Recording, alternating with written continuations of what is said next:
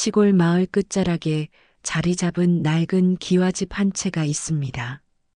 집 주변으로는 봄이면 진달래가 피고 가을이면 감나무의 주황빛 감이 주렁주렁 매달리곤 했죠.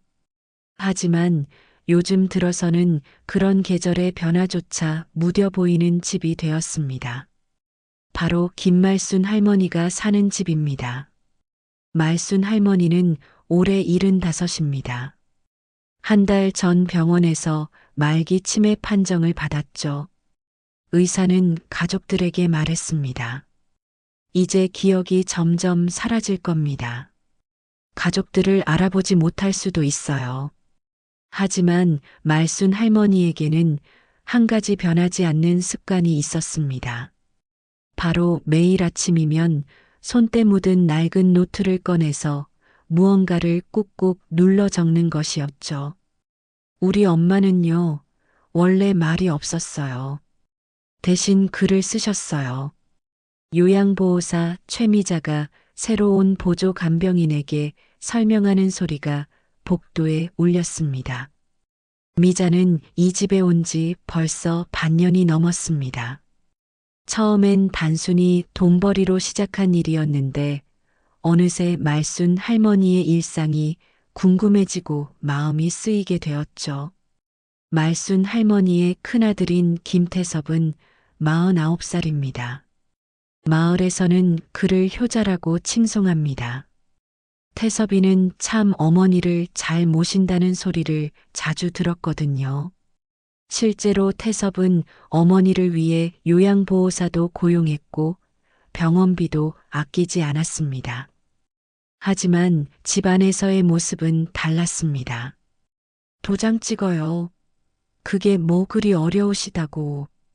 태섭의 목소리가 거실에 울려 퍼졌습니다.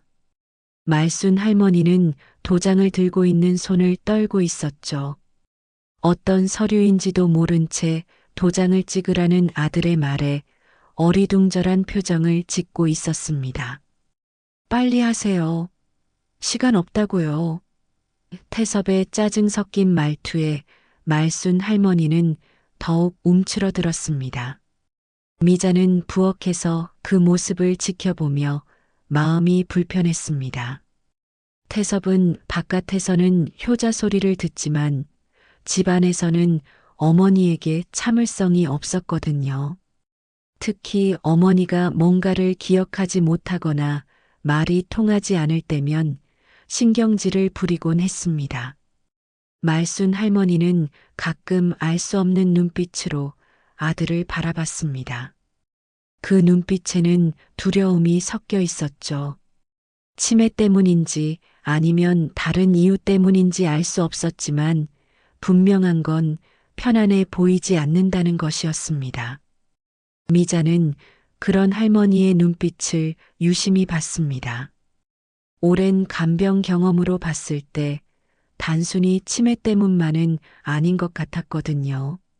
그날 오후 태섭이 외출한 틈에 미자는 할머니 방을 정리하고 있었습니다. 그때 침대 옆 서랍장 구석에서 뭔가 딱딱한 것이 만져졌습니다. 조심스럽게 꺼내보니 오래된 다이어리 한 권이었죠. 표지는 낡아서 색이 바랬지만 안쪽 페이지들은 빼곡히 글자로 채워져 있었습니다. 미자는 잠깐 망설였습니다. 남의 일기를 보는 게 옳은 일인가 싶었거든요. 하지만 첫 페이지를 펼쳐보는 순간 깜짝 놀랐습니다. 글씨가 또박또박 정갈했습니다. 치매 환자의 글씨라고 보기엔 너무 선명하고 체계적이었죠. 게다가 날짜까지 정확히 적혀 있었습니다.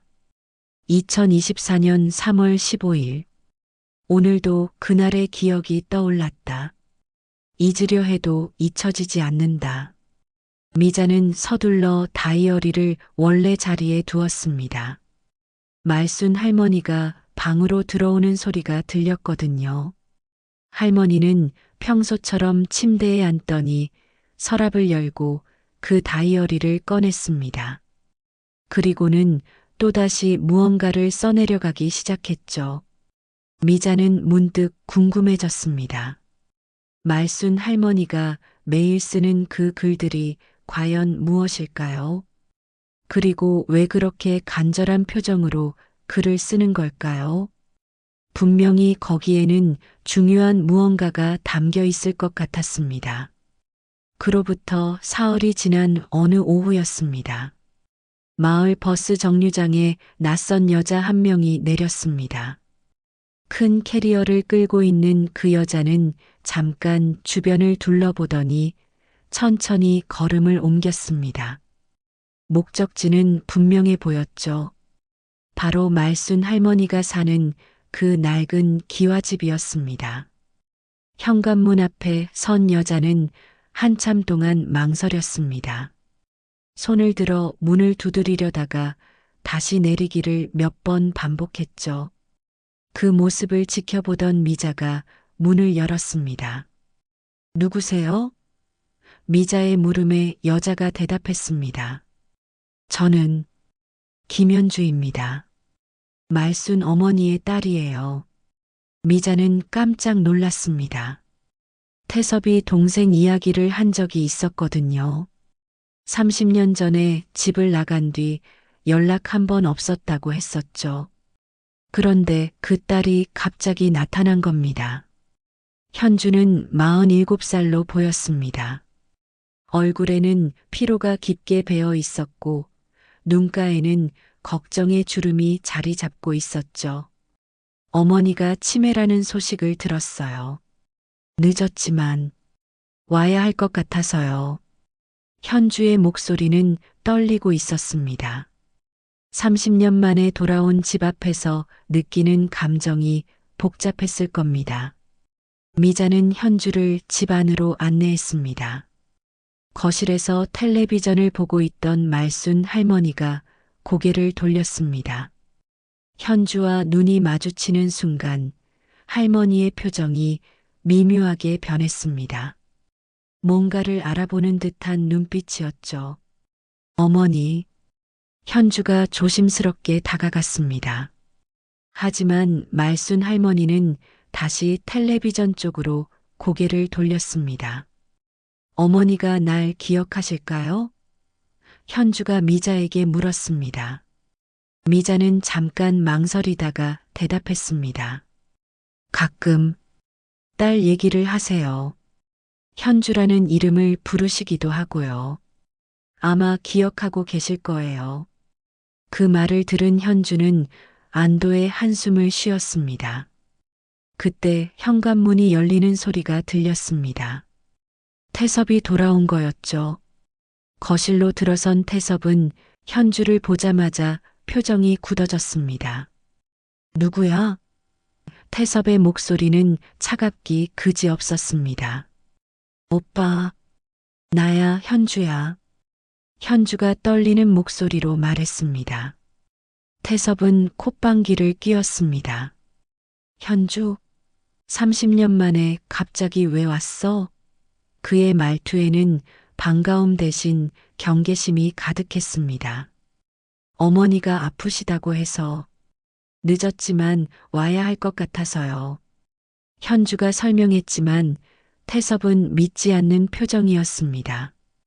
유산 놀이러 왔냐? 태섭이 직설적으로 물었습니다. 현주는 당황했습니다. 무슨 소리예요? 그런 게 아니라. 그럼 뭐야? 30년 동안 소식 한 번 없더니 갑자기 나타나서? 태섭의 목소리가 점점 높아졌습니다. 미자는 그 분위기가 불편해서 부엌으로 피했습니다. 하지만 두 남매의 대화는 계속 들렸죠. 오빠, 나도 사정이 있었어요. 그때는 사정? 무슨 사정이 30년씩이나 걸려? 태섭이 냉소적으로 웃었습니다. 현주는 더 이상 변명하지 않았습니다. 대신 어머니 쪽으로 다가갔죠. 어머니, 현주예요. 기억하세요? 말순 할머니는 현주를 빤히 바라봤습니다. 그리고는 작은 목소리로 중얼거렸습니다. 현주야, 어디 갔었니? 엄마가 많이 기다렸는데. 그 말을 들은 현주는 눈물을 참을 수 없었습니다. 어머니가 자신을 기억하고 있었던 겁니다. 아니, 기다리고 있었던 거였죠. 하지만 태섭은 여전히 차갑기만 했습니다. 치매 환자 말을 믿어? 아무나 현주라고 부르는데. 그날 밤 현주는 옛날 자신의 방에서 잠을 청했습니다. 하지만 잠이 오지 않았죠. 어릴 적 기억들이 떠올랐습니다. 어머니와 함께했던 따뜻한 시간들, 그리고 왜 집을 떠날 수밖에 없었는지에 대한 아픈 기억들도요. 다음 날 아침, 현주는 집안을 둘러보기 시작했습니다. 어머니의 손때가 묻은 흔적들을 찾고 싶었거든요. 부엌 찬장, 거실 서랍, 어머니 방까지 조심스럽게 살펴봤습니다. 그 과정에서 침대 밑에서 낯선 일기장 하나를 발견했습니다. 표지는 낡았지만 안쪽은 깨끗했습니다. 현주가 첫 페이지를 펼치려는 순간 누군가 뒤에서 그것을 낚아챘습니다. 태섭이었죠. 남의 물건 함부로 뒤지지 마. 태섭이 일기장을 품에 안고 나가버렸습니다. 현주는 당황했습니다. 분명히 어머니의 일기장인 것 같았는데 왜 태섭이 가져가는 걸까요? 그리고 왜 그렇게 민감하게 반응하는 걸까요? 뭔가 숨기고 싶은 게 있는 것 같았습니다. 그날 오후 미자가 현주에게 조심스럽게 말했습니다. 어머니가 가끔 일기를 쓰세요. 매일 뭔가를 적고 계시거든요. 현주는 그 말에 더욱 궁금해졌습니다. 어머니가 무엇을 그렇게 간절히 적고 있는 걸까요? 현주가 집에 온 지 일주일이 지났습니다. 그 사이 태섭과 현주 사이의 냉랭한 분위기는 조금도 나아지지 않았죠. 오히려 태섭은 현주가 집안을 둘러보는 것조차 못마땅해 했습니다. 여기저기 기웃거리지 말고 그냥 어머니나 돌봐. 태섭이 신경질적으로 말했습니다. 그런데 그날 아침 예상치 못한 일이 벌어졌습니다. 말순 할머니가 갑자기 쓰러진 겁니다. 미자가 아침 식사를 준비하려고 할머니 방에 들어갔을 때 할머니는 침대 옆 바닥에 쓰러져 있었죠. 할머니, 미자의 비명소리에 현주가 달려왔습니다. 급히 119에 신고하고 병원으로 이송했습니다. 의사는 탈수와 저혈압으로 인한 기절이라고 했죠. 다행히 생명에는 지장이 없다고 했습니다. 하지만 이상한 점이 있었습니다. 말순 할머니가 기절하면서도 손에 꼭 쥐고 있던 것이 있었거든요. 그것은 찢어진 종이 조각들이었습니다. 일기장에서 뜯어낸 듯한 종이었죠. 현주가 조각들을 주워 모으려 하자 태섭이 막았습니다. 그런 거 건드리지 마. 치매 환자가 아무거나 찢어놓은 거야. 하지만 현주는 포기할 수 없었습니다. 분명히 중요한 무언가가 적혀 있을 것 같았거든요. 병원에서 할머니가 잠들어 있는 동안 미자는 현주를 복도로 불렀습니다. 현주 씨, 말씀드릴 게 있어요. 미자의 표정이 심각했습니다. 사실 어머니가 평소에 쓰시는 일기장이 있거든요. 그런데 오늘 아침에 보니까 여러 장이 찢어져 있더라고요. 현주는 가슴이 뛰었습니다. 어떤 내용이었는지 아세요? 미자는 주변을 살펴보더니 조심스럽게 말했습니다. 며칠 전에 우연히 봤는데 태섭 씨 얘기가 많이 나와 있었어요. 그리고 미자가 말을 멈췄습니다. 그리고 뭐예요? 현주가 다그쳤습니다. 미자는 한숨을 쉬더니 말했습니다. 유원장 얘기도 있었어요. 집을 현주 씨에게 주고 싶다는 내용이었던 것 같아요. 현주는 깜짝 놀랐습니다. 어머니가 그런 생각을 하고 있었다니요. 그 순간 태섭이 복도로 나타났습니다. 두 사람의 대화를 들었는지 얼굴이 험악했죠. 뭔 소리를 하고 있는 거야? 태섭이 다가왔습니다. 미자는 당황해서 아무 말도 하지 못했습니다. 별것도 아닌 걸로 떠들지 마. 태섭이 차갑게 말하고는 병실로 들어갔습니다. 현주는 미자에게 조용히 물었습니다. 그 종이 조각들 어디 있어요? 태섭 씨가 다 가져갔어요. 쓰레기통에 버리겠다고 하더라고요. 미자가 안타까운 표정으로 말했습니다. 현주는 마음이 급해졌습니다. 어머니가 마지막 힘을 다해 남기려던 메시지가 사라져버릴 위기였거든요. 그날 밤 집으로 돌아온 현주는 쓰레기통을 뒤졌습니다. 다행히 태섭이 아직 버리지 않았더군요. 작은 종이 조각들이 비닐봉지 안에 들어 있었습니다. 현주는 조심스럽게 조각들을 꺼내서 맞춰보기 시작했습니다. 시간이 오래 걸렸지만 드디어 몇 개의 문장을 완성할 수 있었습니다. 그리고 읽게 된 내용에 현주는 충격을 받았습니다. 내가 죽거든 집은 현주한테 줘야 한다.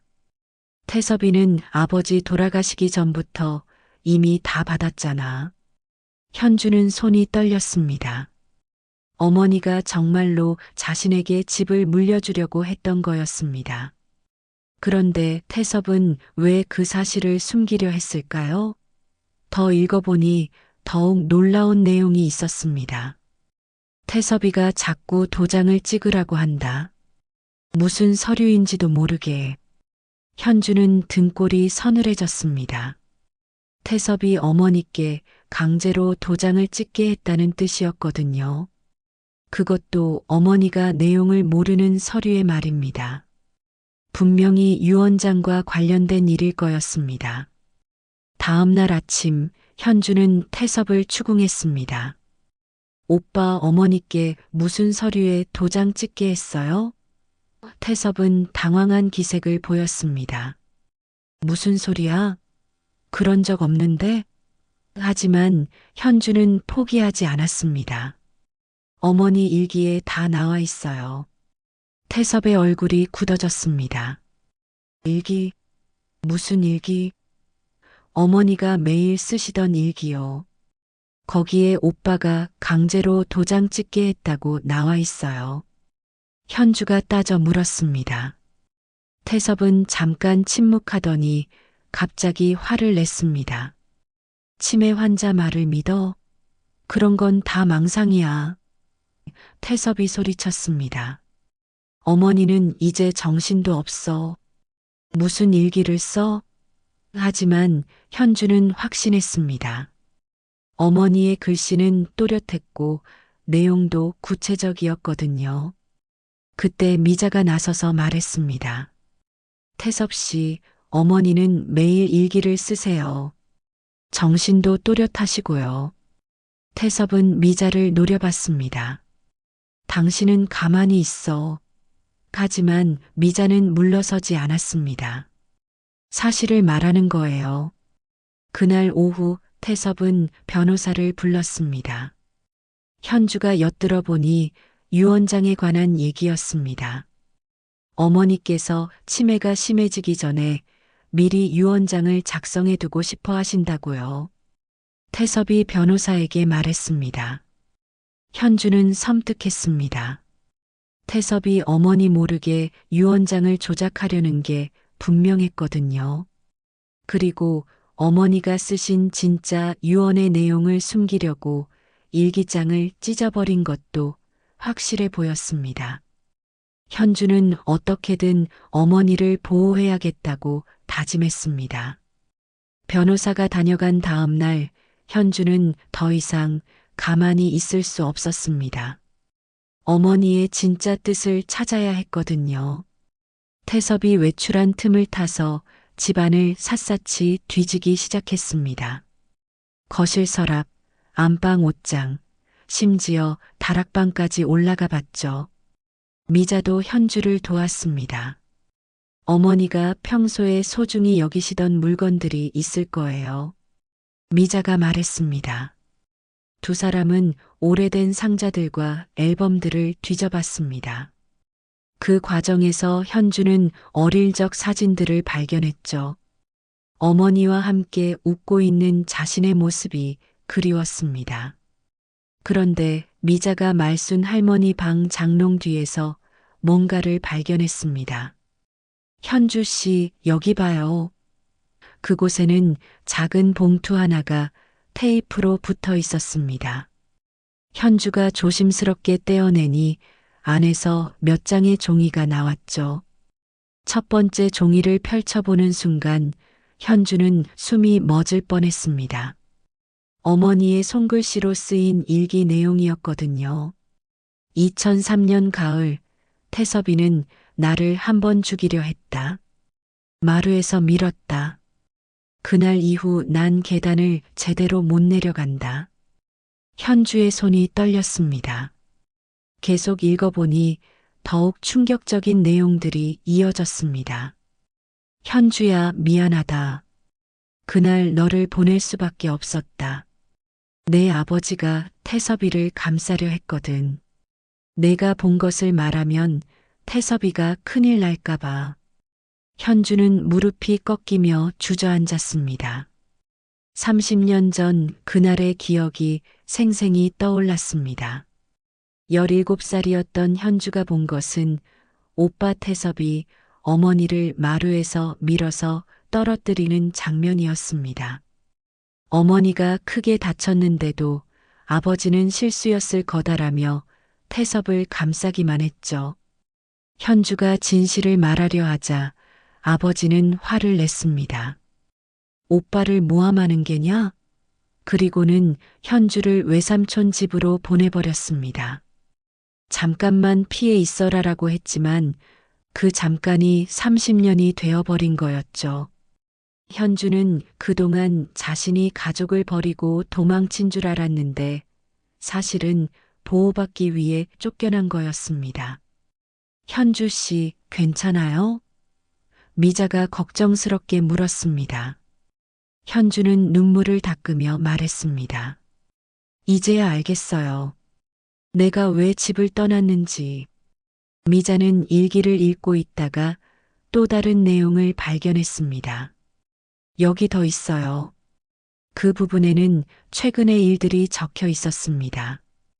태섭이가 요즘 자꾸 이상한 서류에 도장을 찍으라고 한다. 유언장이라는데 내용을 보여주지 않는다. 분명히 무슨 꿍꿍이가 있을 것이다. 그리고 마지막 문장이 현주의 마음을 아프게 했습니다. 현주야, 엄마가 너무 미안하다. 내가 돌아와줘서 고맙다. 현주는 더 이상 참을 수 없었습니다. 일기를 들고 태섭을 기다렸죠. 저녁 때 돌아온 태섭을 보자마자 따져 물었습니다. 오빠, 이게 뭐예요? 현주가 일기를 내밀었습니다. 태섭의 얼굴이 하얗게 질렸습니다. 어디서 그걸 찾았어? 태섭이 다가와서 일기를 빼앗으려 했습니다. 하지만 현주는 뒤로 물러섰습니다. 2003년에 어머니를 밀어서 다치게 한 거 맞죠? 태섭은 당황했습니다. 그건 사고였어. 실수였다고. 실수라고요? 어머니는 지금도 계단을 무서워하세요. 현주가 소리쳤습니다. 태섭은 더 이상 변명하지 못했습니다. 대신 화를 냈죠. 그래서 뭐, 그게 다 옛날 일인데. 옛날 일이라고요? 그 때문에 저는 30년 동안 집에 못 왔어요. 태섭은 흥분해서 소리쳤습니다. 내가 떠난 건 내 선택이었어. 아무도 강제로 내보내지 않았다고. 하지만 현주는 이제 진실을 알고 있었습니다. 아버지가 보내신 거였어요. 오빠를 보호하려고요. 태섭은 할 말을 잃었습니다. 그때 미자가 나서서 말했습니다. 태섭 씨, 어머니께서 요즘 무슨 서류에 도장 찍으시는 거예요? 태섭은 미자를 노려봤습니다. 당신은 상관없어. 어머니 일이니까 상관 있어요. 억지로 도장 찍게 하시면 안 되죠. 태섭은 더 이상 숨기기 어렵다는 걸 깨달았습니다. 유언장이야. 어머니가 치매 때문에 판단력이 흐려지기 전에 미리 정리하는 거라고. 그럼 어머니께서 내용을 아시는 거예요? 현주가 물었습니다. 태섭은 대답하지 않았습니다. 대신 일기를 빼앗으려고 달려들었죠. 그런 쓸데없는 것들 다 버려. 현주와 태섭 사이에 실랑이가 벌어졌습니다. 그 과정에서 일기 몇 장이 더 찢어졌습니다. 안 돼요. 현주가 울부짖었습니다. 이건 어머니의 마지막 말씀이에요. 하지만 태섭은 듣지 않았습니다. 마지막 말, 치매 환자의 망상일 뿐이야. 태섭이 찢어진 일기 조각들을 바닥에 던졌습니다. 그 순간 방문이 열리더니 말순 할머니가 나타났습니다. 할머니는 바닥에 흩어진 일기 조각들을 보더니 눈물을 흘렸습니다. 내 글, 내 마음. 할머니의 떨리는 목소리에 현주는 가슴이 찢어지는 것 같았습니다. 태섭은 어머니 앞에서도 뻔뻔했습니다. 어머니, 이런 건 필요 없어요. 제가 다 알아서 할 테니까 걱정 마세요. 하지만 말순 할머니는 태섭을 피해서 현주에게 다가갔습니다. 현주야, 엄마 말 믿어줄 거지? 말순 할머니의 간절한 목소리에 현주는 어머니의 손을 꼭 잡았습니다. 네, 어머니. 믿어요. 현주가 대답하자 할머니는 안도의 표정을 지었죠. 하지만 태섭은 그런 모습이 못마땅했습니다. 어머니, 방에 들어가서 쉬세요. 이런 시끄러운 일에 끼어들지 마시고요. 시끄러운 일이라고요? 현주가 화를 냈습니다. 어머니 일기가 시끄러운 일이에요? 태섭은 짜증스러운 표정으로 대답했습니다. 그래. 치매 환자의 헛소리를 가지고 뭘 하겠다는 거야. 그 말에 말순 할머니는 깊이 상처받은 표정을 지었습니다. 그날 밤이 깊어갈 무렵 태섭은 급기야 극단적인 행동에 나섰습니다. 현주가 화장실에 간 사이 말순 할머니 방으로 들어가서 남은 일기장들을 모두 가져왔습니다. 그리고는 마당으로 나가서 불을 피우기 시작했죠. 뭐 하는 거예요? 현주가 소리치며 달려왔습니다. 하지만 이미 몇 건의 일기장이 불길에 휩싸이고 있었습니다. 안 돼요. 그걸 태우면 안 돼요. 현주가 불을 끄려고 했지만 태섭이 막았습니다. 이딴 거 남겨서 뭐해? 치매 노인의 망상일 뿐이야. 태섭이 소리쳤습니다. 불꽃이 일기장들을 집어삼키는 모습을 보며 현주는 절망했습니다. 어머니가 평생에 걸쳐 써내려간 진심이 제가 되어가고 있었거든요. 어머니의 마지막 말씀인데 어떻게 그럴 수 있어요? 현주가 울부짖었습니다. 하지만 태섭은 냉정했습니다. 마지막 말, 어머니는 이미 제정신이 아니야. 그 껍데기만 남은 거라고. 태섭의 말은 너무도 잔인했습니다. 미자가 소란 소리를 듣고 나왔습니다. 불타는 일기장들을 보고는 깜짝 놀랐죠. 태섭 씨, 지금 뭐 하시는 거예요? 미자가 불을 끄려고 했지만 이미 늦었습니다. 대부분의 일기장이 재가 되어 바람에 날려가고 있었거든요. 그 순간 집안에서 신음소리가 들렸습니다. 말순 할머니가 침대에서 일어나려다가 쓰러진 소리였죠. 세 사람이 급히 할머니 방으로 달려갔습니다. 할머니는 바닥에 쓰러져 있었는데 얼굴에는 눈물이 가득했습니다. 어머니, 현주가 할머니를 부축했습니다. 할머니는 힘없는 목소리로 중얼거렸습니다. 내 글들 다 타버렸구나. 그리고는 현주를 바라보며 말했습니다. 현주야, 미안하다. 내가 너를 버린 게 아니야. 할머니의 흐린 눈동자 너머로 눈물이 흘러내렸습니다. 그 모습을 본 현주는 가슴이 찢어지는 것 같았습니다. 어머니, 알아요. 이제 다 알아요. 현주가 할머니의 손을 꼭 잡고 말했습니다. 태섭은 그런 모습을 보면서도 여전히 냉정했습니다. 어머니, 괜찮으시니까 걱정 마세요.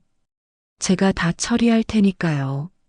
하지만 말순 할머니는 태섭을 보며 두려운 표정을 지었습니다. 마치 무언가를 기억해낸 듯한 눈빛이었죠. 싫어. 태섭이 무서워. 할머니가 작은 목소리로 중얼거렸습니다. 그 말에 태섭은 당황했습니다. 어머니, 무슨 소리세요? 제가 뭘 어떻게 했다고. 하지만 할머니는 계속 고개를 저으며 피하려 했습니다. 미자는 그런 할머니의 반응이 심상치 않다고 생각했습니다. 오랜 간병 경험으로 볼 때 할머니의 두려움은 단순한 치매 증상이 아니었거든요. 뭔가 구체적인 기억과 연결된 감정 같았습니다. 다음 날 아침 미자는 현주에게 조심스럽게 말했습니다. 현주 씨, 어머니께서 밤새 계속 무서워라고 중얼거리셨어요. 현주는 가슴이 아팠습니다. 어머니가 얼마나 힘들어하고 계실지 상상이 됐거든요. 그리고 미자가 망설이다가 계속 말했습니다. 태섭 씨가 없을 때 어머니께서 가끔 도망가야 해라고 말씀하세요. 마치 누군가를 피해야 한다는 것처럼요. 현주는 섬뜩함을 느꼈습니다. 그날 오후 태섭은 변호사와 함께 공증사무소에 갔습니다. 말순 할머니의 유언장을 공증받기 위해서였죠. 현주는 그 사실을 알고 급히 뒤따라갔습니다. 하지만 이미 모든 절차가 끝난 뒤였습니다. 어떻게 어머니 동의도 없이 유언장을 만들 수 있어요? 현주가 따져 물었습니다. 변호사는 당황스러운 표정을 지었습니다. 동의를 받았다고 들었는데요. 거짓말이에요. 어머니는 내용도 모르시는데. 태섭은 뻔뻔하게 대답했습니다. 어머니께서 직접 도장 찍으셨어.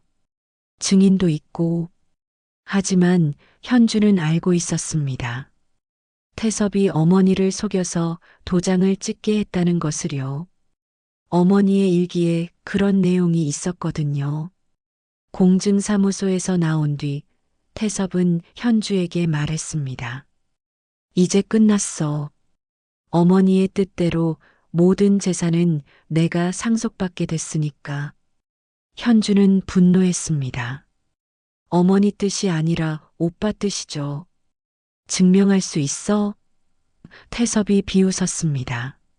일기장은 다 탔고 어머니는 치매시니까 증언도 못하고 누가 내 말을 안 믿겠어? 태섭의 말에 현주는 무력감을 느꼈습니다. 정말로 어떤 증거도 남지 않은 것 같았거든요. 하지만 현주는 포기할 수 없었습니다. 어머니를 위해서라도 진실을 밝혀야 했습니다. 분명히 어딘가에 태섭의 거짓을 증명할 방법이 있을 거라고 믿었습니다. 그날 밤 현주는 다시 한번 집안을 샅샅이 뒤지기 시작했습니다. 미자도 현주를 도왔습니다.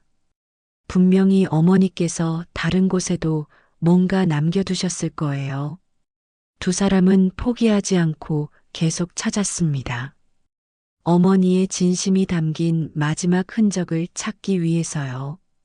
현주와 미자가 집안을 뒤지고 있을 때 뜻밖의 소식이 들려왔습니다. 미자의 휴대폰이 울렸거든요. 병원에서 걸려온 전화였습니다. 요양보호사님, 혹시 김말순 할머니께서 입원하셨을 때 간호사에게 하신 말씀 들으셨나요? 미자는 깜짝 놀랐습니다. 무슨 말씀이요? 할머니께서 의식을 잃기 전에 간호사에게 계속 말씀하셨거든요. 딸이 와줘서 고맙다. 이제야 편히 눈 감을 수 있겠다고요. 그리고 현주한테 전해달라는 말씀도 하셨어요. 현주는 그 말을 들으며 눈물이 났습니다. 어머니가 자신을 얼마나 기다리고 있었는지 알 수 있었거든요. 또 다른 말씀은 없으셨나요? 현주가 물었습니다. 간호사가 잠깐 생각하더니 말했습니다. 아, 그리고 장롱 밑에 숨겨둔 게 있다고도 하셨어요. 현주와 미자는 서로를 바라봤습니다. 장롱 밑에 뭔가 더 있다는 뜻이었거든요. 두 사람은 급히 말순 할머니 방으로 달려갔습니다. 이미 한 번 뒤진 곳이었지만 더 꼼꼼히 살펴보기 시작했습니다. 미자가 장롱을 완전히 옮겨내자 바닥에 작은 틈이 보였습니다. 마루판 하나가 살짝 들려 있었거든요. 현주가 조심스럽게 그 판을 들어 올리자 작은 공간이 나타났습니다. 그 안에는 비닐봉지에 쌓인 종이 뭉치가 들어 있었죠. 이게 뭐예요? 미자가 물었습니다. 현주가 비닐봉지를 열어보니 안에서 여러 장의 메모지가 나왔습니다. 말순 할머니가 병원에서 몰래 써둔 것들이었죠. 손글씨가 떨리긴 했지만 내용은 분명했습니다. 첫 번째 메모에는 이런 내용이 적혀 있었습니다. 현주야, 엄마가 정신 멀쩡할 때 이 글을 써둔다. 태섭이가 억지로 도장 찍게 하는 서류는 가짜 유언장이다. 진짜는 따로 있다. 현주는 가슴이 뛰었습니다. 다음 메모를 읽어보니 더욱 놀라운 내용이 있었습니다. 진짜 유언장은 외할머니가 남긴 땅 문서와 함께 숨겨두었다. 내가 어렸을 때 함께 숨겨둔 그곳에 있다. 현주는 그 순간 기억이 떠올랐습니다. 어릴 적 외할머니가 돌아가시기 전에 현주에게 비밀을 하나 알려준 적이 있었습니다. 현주야, 할머니가 중요한 걸 숨겨둔 곳이 있단다.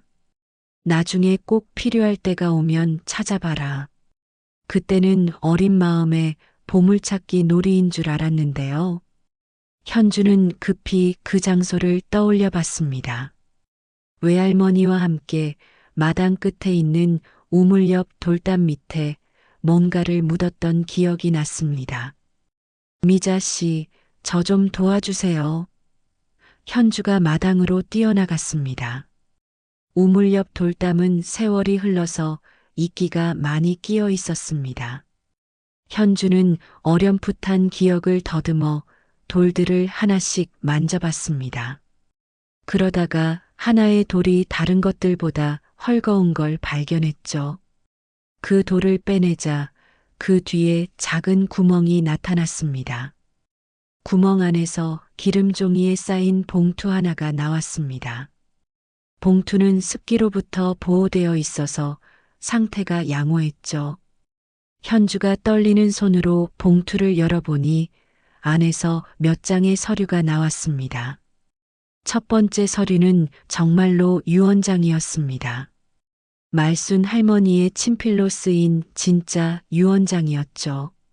나 김말순은 정신이 온전할 때 이 유언장을 작성한다. 내가 죽은 뒤 이 집과 모든 재산은 딸 현주에게 물려준다. 큰아들 태섭은 아버지 생전에 이미 충분히 받았다. 현주는 감격했습니다. 어머니가 정말로 자신을 위해 유언장을 남겨두신 거였습니다.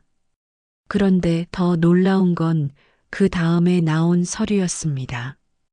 공증사무소에서 발급받은 공증서류 사본이었거든요.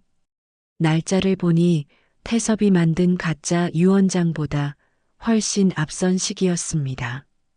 미자가 서류를 살펴보더니 말했습니다. 이거면 충분해요. 공증까지 받으신 거라면 법적으로 유효할 거예요. 현주는 안도의 한숨을 쉬었습니다. 드디어 어머니의 진짜 뜻을 증명할 방법을 찾은 거였습니다. 그런데 그때 집 쪽에서 큰 소리가 들렸습니다. 태섭이 돌아온 거였죠. 현주야, 마당에서 뭐 하는 거야? 태섭의 목소리가 점점 가까워졌습니다. 현주는 급히 서류들을 숨겼습니다. 아무것도 안 해요. 그냥 바람 쐬고 있었어요. 현주가 태연하게 대답했습니다. 하지만 태섭은 의심스러운 눈빛으로 현주를 바라봤습니다. 마당에 뭔가 파헤친 흔적이 있는데 태섭이 돌담 쪽을 가리켰습니다. 미자가 재빠르게 나서서 말했습니다.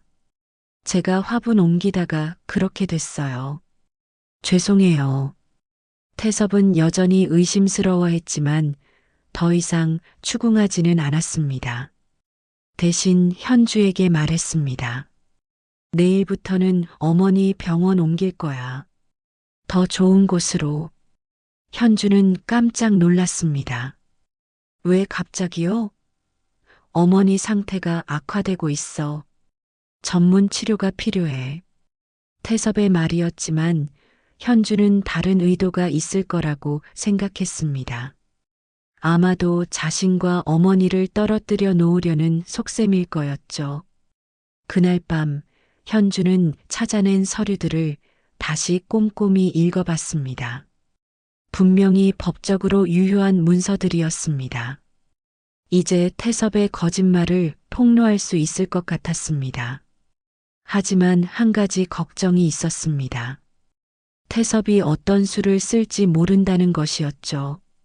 미자는 현주에게 조언했습니다. 빨리 변호사를 만나보세요. 시간을 끌면 태섭 씨가 또 다른 방법을 쓸지도 몰라요. 현주도 그 생각에 동의했습니다. 더 이상 미룰 수 없었습니다. 어머니를 위해서라도 빨리 행동해야 했습니다. 다음 날 아침 일찍 현주는 찾아낸 서류들을 들고 변호사 사무실을 찾았습니다. 변호사는 서류들을 꼼꼼히 살펴보더니 고개를 끄덕였습니다. 이 유언장은 분명히 유효합니다. 공증까지 받았으니 법적 효력이 있어요. 그런데 태섭 씨가 만든 유언장과 날짜가 다르네요. 어떤 게 우선되나요? 현주가 물었습니다. 당연히 나중에 작성된 것이 우선됩니다. 하지만 여기서 문제가 있어요. 변호사가 심각한 표정을 지었습니다. 태섭 씨가 만든 유언장이 더 최근 날짜거든요. 이것부터 해결해야 합니다. 현주는 당황했습니다. 그럼 어떻게 해야 하죠? 태섭 씨가 만든 유언장이 위조되었다는 걸 증명해야 합니다. 어머님이 강제로 도장을 찍었다거나 내용을 모르고 서명했다는 증거가 필요해요. 변호사의 설명에 현주는 희망을 보았습니다. 증인이 있어요. 현주가 외쳤습니다. 요양보호사 미자 씨가 모든 걸 봤어요. 오빠가 어머니께 강제로 도장 찍게 하는 것도 보았고 일기장을 불태우는 것도 봤거든요. 변호사는 관심을 보였습니다. 그분이 법정에서 증언해 주실 수 있나요? 현주는 곧바로 미자에게 연락했습니다. 미자는 주저없이 동의했습니다. 당연히 증언하죠. 할머니를 위해서라면 뭐든지 할 거예요. 그렇게 해서 법정 투쟁이 시작되었습니다. 며칠 후 가정법원에서 재판이 열렸습니다. 태섭은 자신만만한 표정으로 법정에 나타났습니다. 제가 만든 유언장이 가장 최근 것이고 공증도 받았습니다. 더 이상 뭐가 필요하죠? 태섭의 변호사가 당당하게 말했습니다. 하지만 현주 측 변호사가 반박했습니다. 피고인 태섭 씨가 치매 환자인 어머님을 속여서 강제로 도장을 찍게 했다는 증거가 있습니다. 그리고는 미자를 증인으로 불렀습니다. 미자가 증언대에 섰습니다. 김태섭 씨는 어머님께 서류 내용을 알려드리지 않고 무조건 도장만 찍으라고 강요했습니다. 미자의 목소리는 떨렸지만 또렷했습니다. 어머님은 무슨 서류인지도 모르신 채 억지로 도장을 찍으셨어요. 태섭의 변호사가 반박했습니다. 요양보호사의 일방적인 주장일 뿐입니다. 객관적인 증거가 있나요? 그때 현주 측 변호사가 말순 할머니의 일기 복원본을 제출했습니다. 이것은 환자분이 직접 쓰신 일기입니다. 태섭 씨의 강요에 대한 내용이 상세히 기록되어 있습니다. 재판장이 일기를 살펴봤습니다. 하지만 이 일기가 진짜라는 보장이 있나요? 치매 환자의 글은 신뢰하기 어렵습니다. 현주는 가슴이 조마조마했습니다. 재판장이 어머니의 일기를 믿지 않는 것 같았거든요. 그때 미자가 다시 입을 열었습니다. 재판장님, 저는 6개월 동안 할머니를 돌봤습니다. 할머니는 치매가 있으시지만 글 쓸 때만큼은 정신이 또렷하셨어요. 매일 같은 시간에 앉아서 정성스럽게 쓰셨거든요. 미자의 증언에 힘이 있었습니다. 그리고 미자가 계속 말했습니다. 태섭 씨는 할머니가 쓰신 일기장들을 몰래 가져가서 불태워버렸습니다. 만약 그 일기가 의미 없는 것이었다면 왜 그렇게 급하게 없애려 했을까요? 법정이 술렁였습니다. 태섭은 당황한 기색을 보였습니다. 그건 어머니가 혼란스러워 하실까봐 태워버렸다고요? 현주 측 변호사가 날카롭게 물었습니다. 아니면 다른 이유가 있었나요? 재판장이 태섭에게 물었습니다. 피고인은 왜 어머님의 일기를 태워버렸습니까? 태섭은 말을 더듬었습니다. 그냥 치매 환자의 엉뚱한 글이라서. 엉뚱한 글이라면 굳이 태울 필요가 있었나요? 그때 현주가 일어섰습니다. 재판장님, 제출할 증거가 더 있습니다. 현주가 찾아낸 진짜 유언장을 내밀었습니다. 이것은 어머니가 정신이 온전할 때 직접 쓰시고 공증까지 받으신 진짜 유언장입니다. 법정이 다시 술렁였습니다. 태섭의 얼굴이 하얗게 질렸죠. 그런 게 어디 있었다는 거야? 태섭이 소리쳤습니다. 어머니가 숨겨두신 곳에 있었어요. 오빠가 모르게요. 현주가 차분하게 대답했습니다. 재판장이 서류를 꼼꼼히 검토했습니다. 이 유언장의 공증 날짜가 피고인이 제출한 유언장보다 앞서는군요. 하지만 내용이 상반됩니다. 어느 것이 진짜 유언인지 판단해야겠습니다. 현주 측 변호사가 말했습니다. 태섭 씨가 제출한 유언장은 치매 환자를 속여서 만든 위조 문서입니다. 반면 저희가 제출한 유언장은 환자분이 정신이 온전할 때 스스로 작성하신 것입니다. 증거들이 점점 태섭에게 불리하게 작용했습니다. 태섭의 변호사도 더 이상 변명하기 어려워졌습니다. 미자의 증언과 일기 내용, 그리고 진짜 유언장까지 모든 증거가 태섭의 거짓말을 증명하고 있었거든요. 마침내 재판장이 판결을 내렸습니다. 피고인 김태섭이 제출한 유언장은 무효로 판단합니다. 치매 환자인 모친을 속여서 작성한 위조 문서로 인정됩니다. 법정에 긴장감이 흘렀습니다. 따라서 원고 김현주가 제출한 유언장을 유효한 것으로 인정하며 피상속인 김말순의 모든 재산은 김현주에게 상속됩니다. 판결이 떨어지는 순간 현주는 눈물을 흘렸습니다. 드디어 어머니의 진짜 뜻이 인정받은 거였습니다. 태섭은 절망적인 표정으로 법정을 떠났습니다. 모든 재산을 잃게 되었고 위조 문서 작성으로 법적 처벌까지 받게 되었죠. 현주는 승리했지만 마음이 복잡했습니다. 가족이 이렇게 갈라져야 했다는 사실이 슬펐거든요. 재판이 끝난 며칠 후 태섭은 조용히 짐을 쌌습니다. 마을 사람들의 시선은 더 이상 따뜻하지 않았죠. 효자라더니 어머니를 속였다더라. 참 못된 자식이네 하는 수군거림이 마을 곳곳에서 들렸습니다. 태섭은 그 모든 시선을 견딜 수 없었습니다. 오빠 어디 가세요? 현주가 물었습니다. 태섭은 현주를 바라보지 않고 대답했습니다. 서울로 가. 여기 있을 면목이 없어. 그의 목소리에는 패배감이 짙게 배어 있었습니다. 다시는 이 동네에 오지 않을 거야. 현주는 복잡한 마음이었습니다.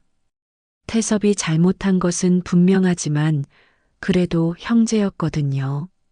오빠, 어머니를 한번 보고 가세요. 현주가 말했지만 태섭은 고개를 저었습니다. 무슨 얼굴로 봐? 내가 어머니한테 한 짓을 생각하면.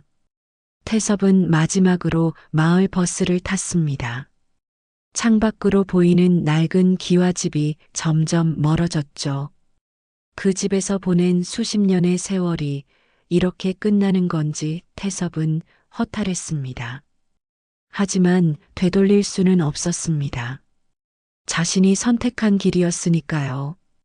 현주는 이제 혼자가 된 집에서 어머니를 돌보기 시작했습니다. 미자도 계속 도와주겠다고 했지만 현주는 정중히 거절했습니다. 이제 제가 직접 돌볼게요. 그동안 정말 감사했어요. 미자는 현주의 마음을 이해했습니다. 필요하면 언제든 연락하세요. 할머니는 제게도 소중한 분이거든요. 미자가 마지막 인사를 건넸습니다.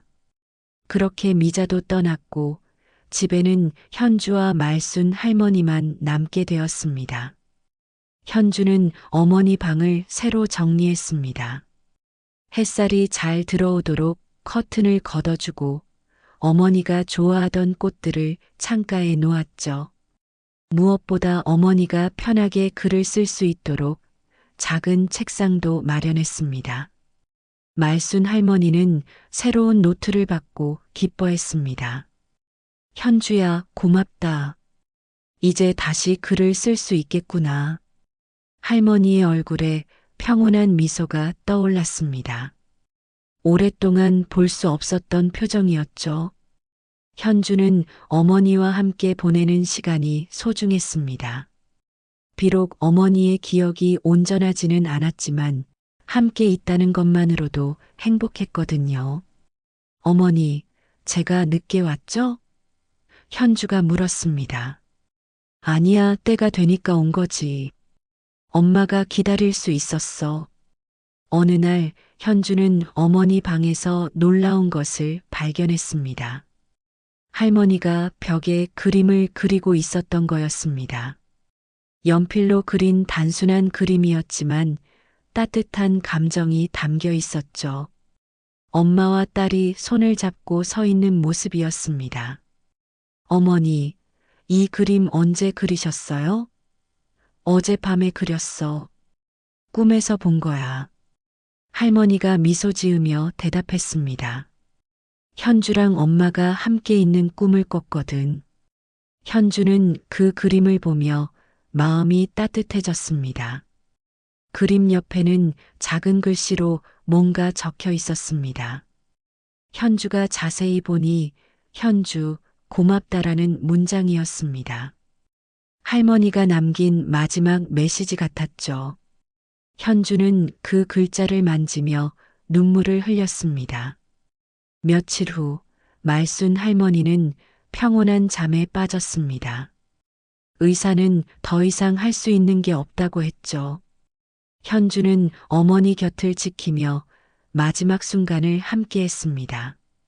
어머니 사랑해요. 이제 편히 쉬세요. 할머니는 현주의 손을 꼭 잡고 작은 목소리로 말했습니다. 현주야, 엄마도 사랑한다.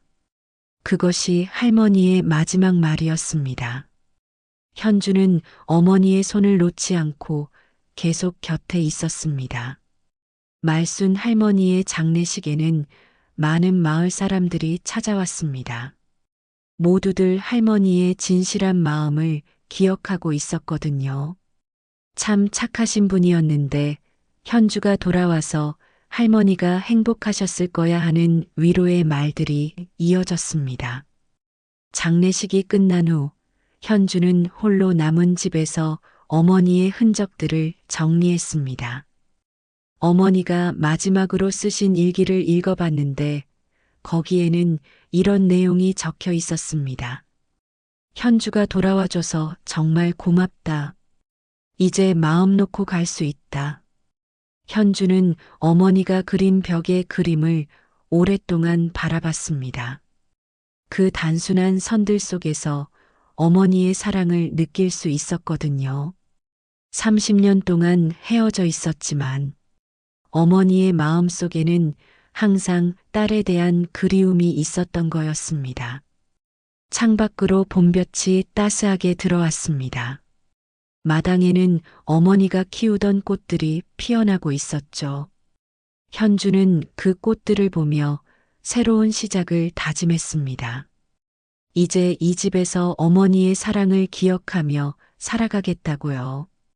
책상 위에 놓인 어머니의 마지막 노트가 바람에 살짝 넘어갔습니다. 그 페이지에는 이런 글이 적혀 있었습니다. 사랑하는 현주야, 엄마는 항상 내 곁에 있을 거야. 행복하게 살아가렴.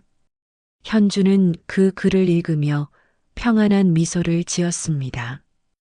햇살이 거실 한켠을 밝게 비추고 어머니의 사랑이 담긴 그 집에는 다시 따뜻한 기운이 흐르기 시작했습니다. 현주는 어머니가 남긴 사랑 안에서 새로운 삶을 시작할 준비가 되어 있었습니다.